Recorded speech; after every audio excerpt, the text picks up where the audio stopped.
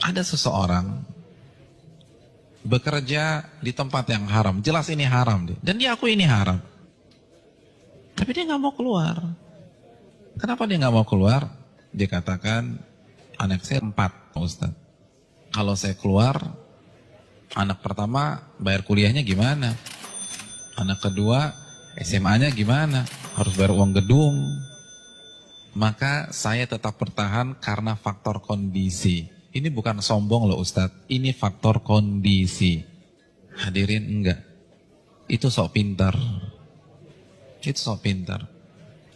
Karena hakikatnya di hadapan kita ada 2 opsi. Opsi yang pertama, matematika kita, logika kita. Gaji kita 15 juta, anak 4. Oh cukup. Tapi begitu saya resign, maka bulan depan 15 juta itu hilang. Maka nggak mungkin mencukupi 4 orang anak. Itu matematika kita. Tapi itu bukan satu-satunya opsi. Opsi yang kedua, Allah berfirman dalam surat At-Talaq ayat 2. Barang siapa yang bertakwa kepada Allah, maka Allah akan berikan solusi. Dan Allah akan berikan rizki dari arah yang tidak ia duga-duga. Namun karena kita merasa paling pintar, kita pilih opsi yang pertama. Karena kita lebih yakin dengan matematika kita daripada janji Allah Subhanahu wa Ta'ala. Bukankah itu sok pintar di hadapan Allah dan merasa cerdas di hadapan Allah Subhanahu wa Ta'ala? Inti dari semua kedurhakaan itu merasa pintar, bukan kondisi. Merasa diri besar, merasa diri kuat menahan adab Allah pada hari kiamat. Rekan-rekan yang dirahmati oleh Allah Subhanahu wa Ta'ala, ini masalah dari dulu. Karena iblis itu menggunakan teori ini. Kenapa iblis divonis kafir? Kenapa iblis divonis kekal di neraka? Karena ketika dia disuruh sujud, dia katakan apa? Enggak, ana khairun minhu. Aku lebih baik daripada Adam. Engkau ciptakan aku dari api dan engkau ciptakan dia dari tanah. Saya ingin tanya, yang diserang dengan statement ini itu siapa rekan-rekan sekalian? Yang dibodoh-bodohi itu siapa? Allah, bukan Adam.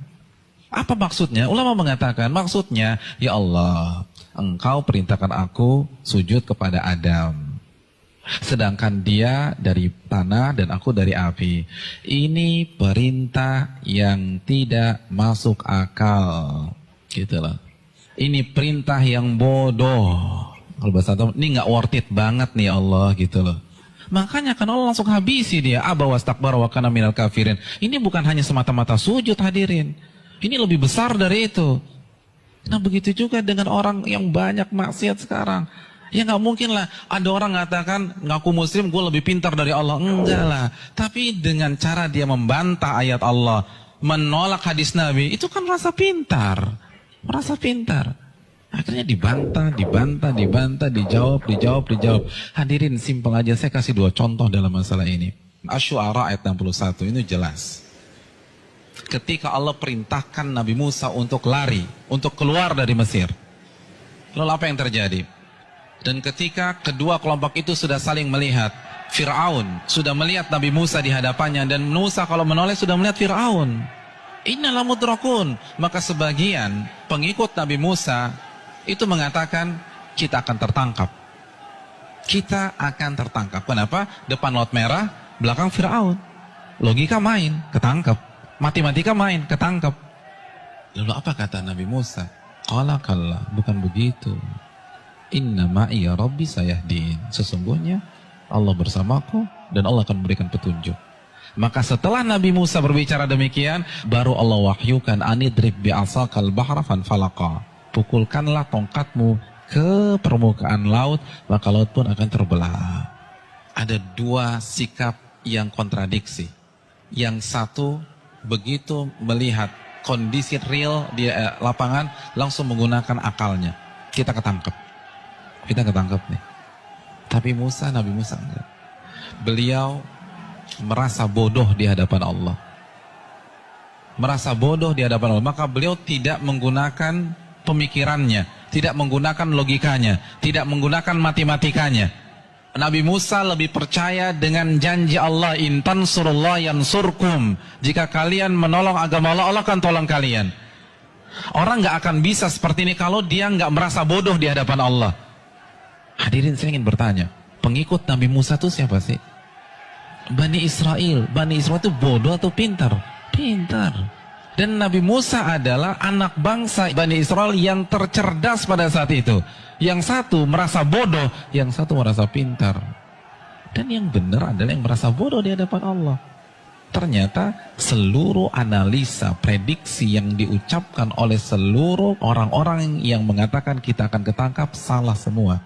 Bukankah itu pelajaran bagi kita? Bukan berarti kita nggak boleh menggunakan akal sehat, enggak. Tapi kalau sudah berhadapan dengan perintah yang jelas, larangan yang jelas, merasa bodohlah di hadapan Allah. Jangan kritik, nggak mungkin Ustaz. Ini nggak make sense nih Ustaz. Ini nggak dapat hitung-hitungannya. Tuh Anda baru lagi merasa pintar. Emangnya Allah nggak bisa mengkayakan Anda dari jalan-jalan yang Anda nggak duga? Contoh yang terakhir, jelas-jelas surat As-Saffat ayat 102. Perintah jelas, Allah perintahkan Nabi Ibrahim untuk menyembelih putranya. Lalu Nabi Ibrahim lakukan hal tersebut. Kita sudah bahas. Hadirin yang dirahmati oleh Allah Subhanahu wa taala. Nabi Ibrahim kenapa tetap menyembelih putranya? Karena merasa diri bodoh di hadapan Allah. Karena kalau pakai matematika dan logika, itu jelas sudah nggak boleh disembelih. Wong orang terbaik kok. Beliau akan komplain, kalau beliau merasa pintar saja, beliau akan komplain, kenapa anak saya disembelih? Saya kan manusia terbaik di sini. Harusnya kan anak saya sekolah, di sekolah internasional, ya Allah, kenapa justru disembelih? Kan begitu logikanya. Tapi tidak, beliau merasa diri bodoh. Sehingga lebih percaya terhadap perintah Allah daripada logikanya sendiri. Ada yang berani meragukan kecerdasan Ibrahim? Saya ingin tanya, etnis dan ras tercerdas di dunia itu siapa? Bani Israel. Bani Israel itu keturunan siapa? Nabi Ibrahim dari Ishak. Jadi ini bapaknya kecerdasan. Tapi ketika berhadapan dengan perintah yang tegas, larangan yang tegas, udah sami'na wa ta'na. Lalu kita yang gak cerdas-cerdas begini, berani debat Allah, berani mengatakan ini nggak benar, ini keliru, hitungan saya nggak dapat. Kalau begitu kita makan apa? Allahu Akbar.